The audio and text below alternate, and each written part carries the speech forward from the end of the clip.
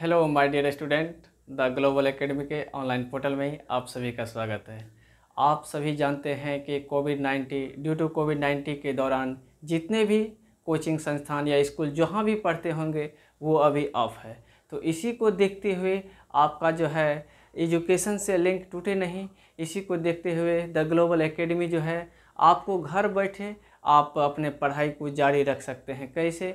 आपको जो है द ग्लोबल एकेडमी को सब्सक्राइब कर लेना है। ये चैनल है यूट्यूब पे सर्च कीजिएगा द ग्लोबल एकेडमी, उसको क्या करना है, सब्सक्राइब कर लेना है, बेल आइकन को दबा देना है, जिससे कि आपको प्रॉपर वीडियो मिलते रहेगा। जिस किसी स्टूडेंट का भी ड्रीम है कि हमको जो है 10th में अच्छा से अच्छा मार्क लाना है, इसके बाद नेक्स्ट जो प्रिपरेशन कीजिएगा उसके लिए इजी हो जाए, वो आपको जो है द ग्लोबल एकेडमी आपको वैसे बनाने की कोशिश करेंगे। जैसे आज हम सबका है साइंस का बेसिक लेक्चर है, इसके पहले हम इंट्रो वीडियो देखे थे, उसमें जो है आपका मेन सिलेबस जो है सिलेबस में है केमिकल रिएक्शन को डायरेक्ट नहीं कर सकते। क्यों?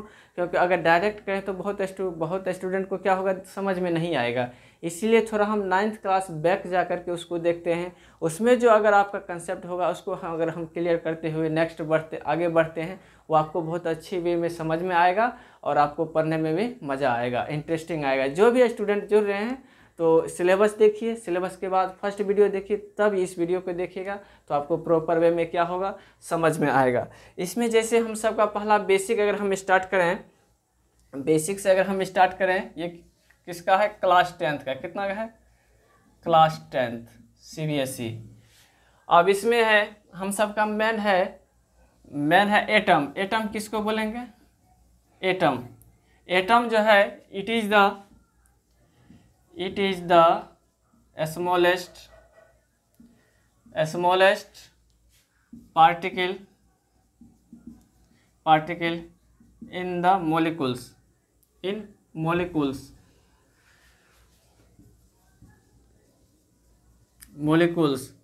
is called, उसको क्या बोलते हैं? एटम बोलते हैं। उसको हम क्या बोलते हैं? एटम। अब आ गया क्या? मोलिकुल्स क्या होता है? It is the smallest particle in compound is called, क्या हो जाएगा माय डियर स्टूडेंट? मोलिकुल्स। यहाँ तक आ गया बेसिक। उसके बाद जो है एटम, कोई भी एटम जो बनता है, atom it consist mainly 3 basic fundamental क्या हो जाएगा? पार्टिकल्स। अब ये क्या होते हैं? 3 बेसिक फंडामेंटल पार्टिकल्स। ये आपका पहला हो जाएगा इलेक्ट्रॉन, देन सेकंड हो जाएगा प्रोटॉन,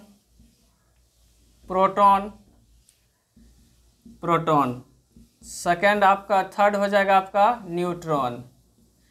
ये बहुत ही इंपॉर्टेंट है आपके एग्जाम पॉइंट ऑफ व्यू से, सबको प्रॉपर वे में देखते हैं। अब जैसे इलेक्ट्रॉन का बात हो गया, इलेक्ट्रॉन पे क्या क्या होगा? इलेक्ट्रॉन पे होता है नेगेटिव चार्ज होता है। क्या होता है? नेगेटिव चार्ज होता है। प्रोटॉन पे क्या होता है? पॉजिटिव चार्ज होता है। न्यूट्रॉन पे क्या होता है? No any charge. जब केमिकल रिएक्शन आप करते हैं, केमिकल रिएक्शन में पार्टिसिपेट कौन करता है? तो पार्टिसिपेट इलेक्ट्रॉन करता है। कौन करता है? इलेक्ट्रॉन करता है। अब इलेक्ट्रॉन करता है, अब इस पे पूछता है, कभी कभी पूछ देता है आपके एग्जाम में, चार्ज ऑफ इलेक्ट्रॉन कितना होता है? चार्ज ऑफ इलेक्ट्रॉन, या इसको यहाँ पे देखिए, उसके बाद हम नेक्स्ट देखते हैं डायग्राम बना करके। यहाँ तक इसको देखिएगा। फर्स्ट में हम क्या बताए? एटम किसको बोलेंगे? एटम जो है it is the smallest particle in molecules के स्मॉलेस्ट पार्टिकल को हम क्या बोलते हैं? एटम बोलते हैं। एटम जो क्या है, नेग्लिजिबल है, हम उसको देख नहीं सकते हैं, और ये जो है केमिकल रिएक्शन में भाग लेते हैं। कौन? एटम। और उसके बाद है molecules, it is the smallest particle in, किसका होता है? कंपाउंड का, उसको हम क्या बोलते हैं? मोलिकुल्स। कंपाउंड यहाँ लिखिएगा is called molecules, called molecules. उसके बाद है एटम जो है इट कंसिस्ट मेनली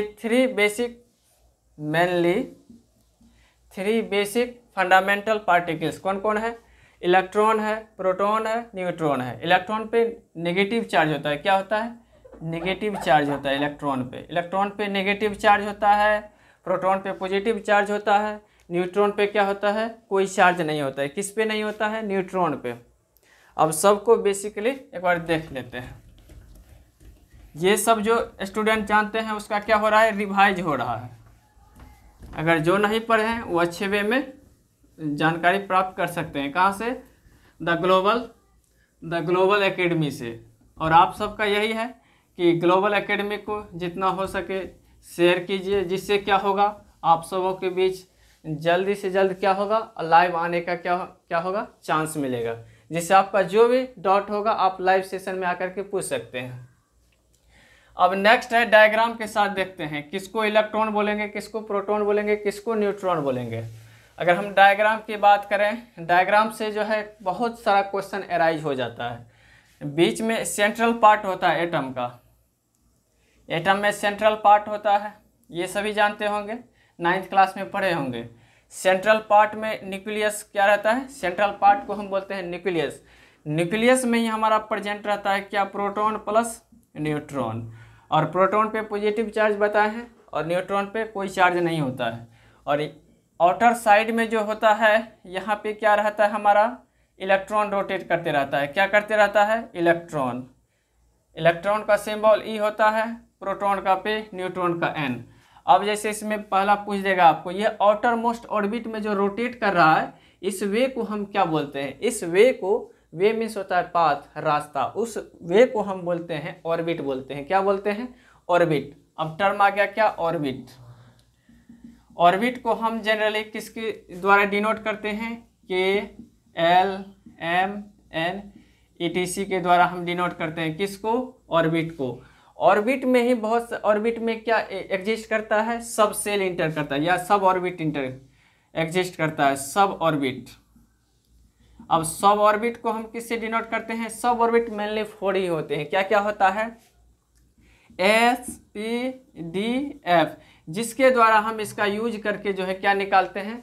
किसी भी इसमें जो SPDF के द्वारा हम इलेक्ट्रॉनिक कन्फिगुरेशन निकालते हैं। क्या निकालते हैं? इलेक्ट्रॉनिक कन्फिगुरेशन, जिसको हम इलेक्ट्रॉनिक विन्यास बोलते हैं। अब इसमें पूछ देता है कभी कभी किसी भी ऑर्बिट में या किसी भी सबसेल में कितना से कितना maximum electron, maximum number of electron कितना एग्जिस्ट रह सकता है किसी भी सेल में।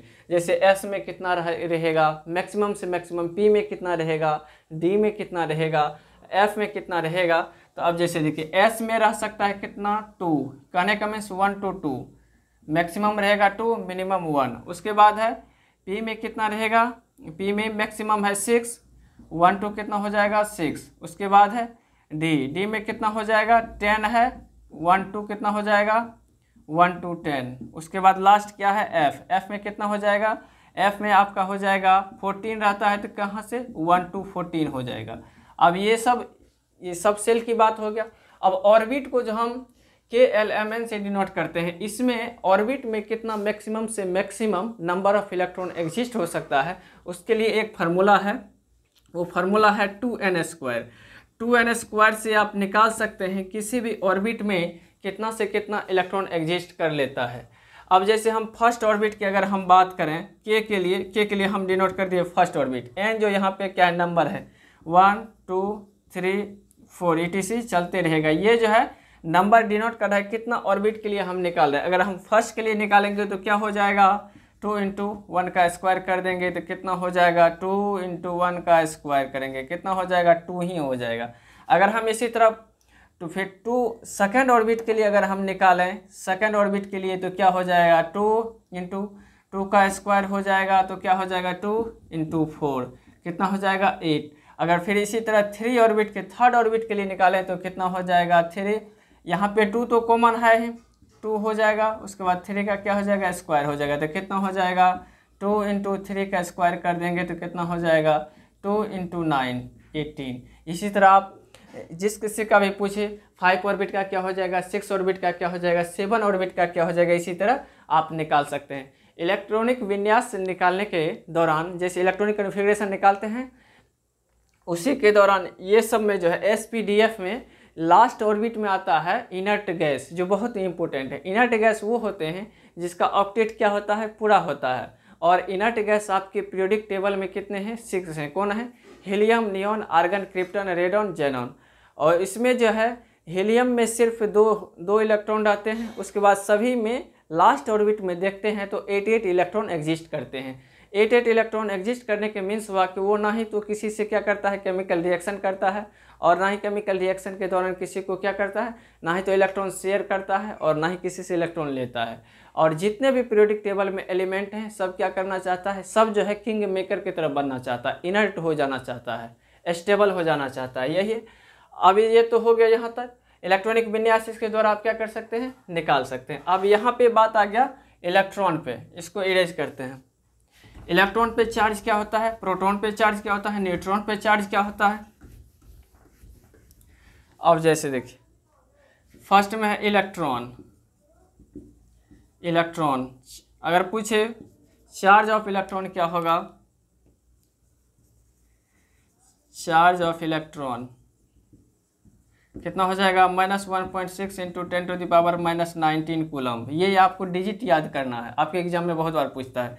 अब मास ऑफ इलेक्ट्रॉन पूछे तो कितना हो जाएगा, mass of electron, atomic mass number जानते होंगे, उसको भी हम बता देते हैं अभी तुरंत, यहाँ पे आपका क्लियर हो जाएगा फंडा। जैसे है मास ऑफ इलेक्ट्रॉन कितना हो जाएगा, 9.1 इंटू 10⁻31 kg। मास को हम किस में मेजर करते हैं, kg में। ये पहला क्लियर हो गया। अब उसके बाद सेकंड है आपका प्रोटॉन के लिए। प्रोटॉन में क्या होता है, पॉजिटिव चार्ज होता है, इलेक्ट्रॉन पे नेगेटिव चार्ज होता है, ये नहीं भूलना है। अब जो है ये आउटर मोस्ट में होता है, ये क्या होता है, न्यूक्लियस में होता है।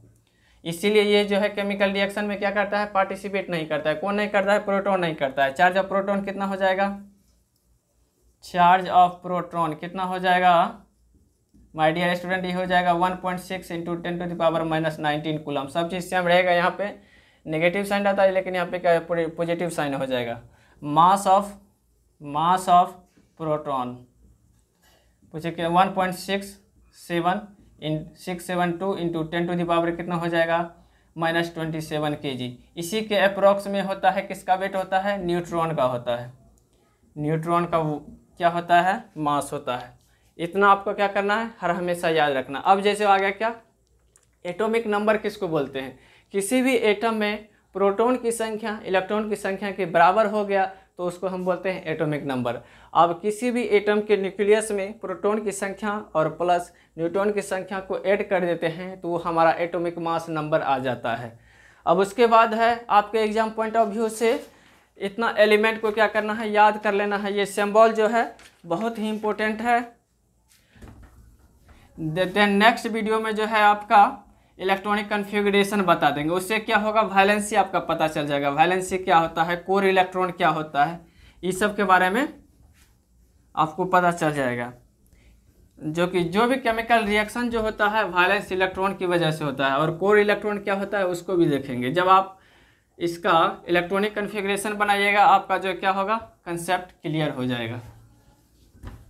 अगर ये वीडियो आपको हेल्पफुल लग रहा है तो लाइक, उसके बाद कमेंट जरूर कर दीजिए। अगर इसमें अगर कोई खामियां है, वीडियो में त्रुटि है तो उसको क्या हो जाएगा, रिमूव करने की कोशिश किया जाएगा। अब जैसे है आप बहुत इम्पोर्टेंट एलिमेंट है, इम्पोर्टेंट एलिमेंट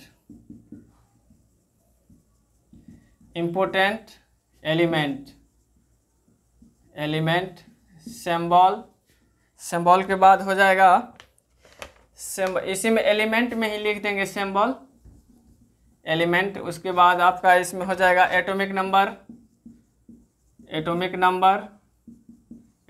के बाद हो जाएगा एटॉमिक मास।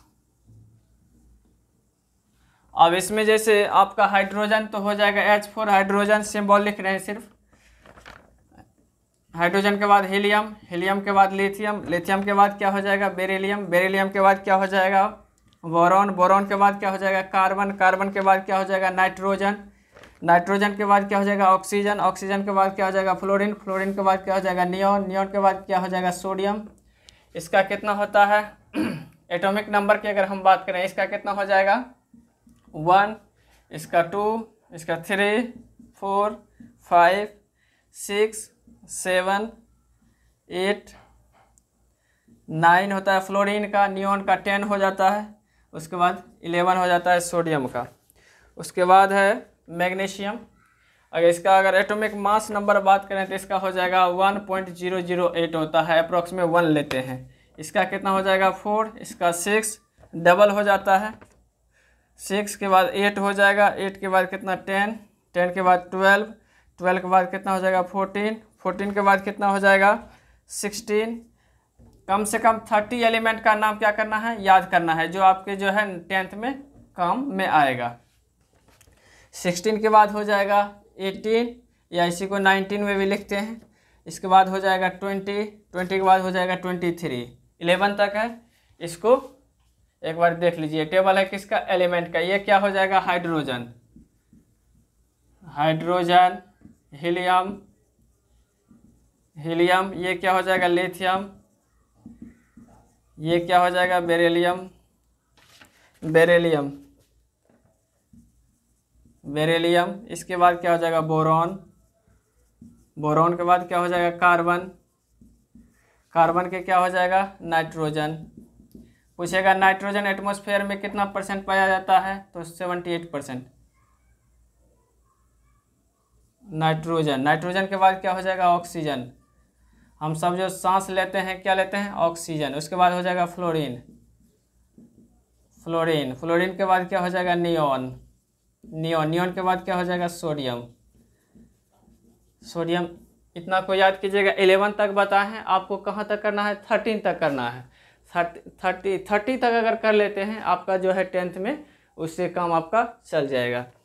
इसके बाद आगे है इसके बाद जो है इतना करने के बाद जो है तब आपको जो है हम सिखाएंगे क्या इसका जो इलेक्ट्रॉनिक कन्फिग्रेशन जो निकालते हैं कैसे निकालते हैं। इलेक्ट्रॉनिक कन्फिग्रेशन निकालने के बाद लास्ट ऑर्बिट में जो बच जाता है उसी को वैलेंस इलेक्ट्रॉन बोलते हैं, कोर इलेक्ट्रॉन बोलते हैं। ये सब क्या होता है, इसका क्या इंपॉर्टेंस है, ये सब नेक्स्ट वीडियो में देखेंगे। छोटा छोटा वीडियो रहेगा, देखने में आपको क्या होगा अच्छा रहेगा, बोरिंग फील नहीं होगा। थे आज के वीडियो में इतना ही। Thank you, all the best.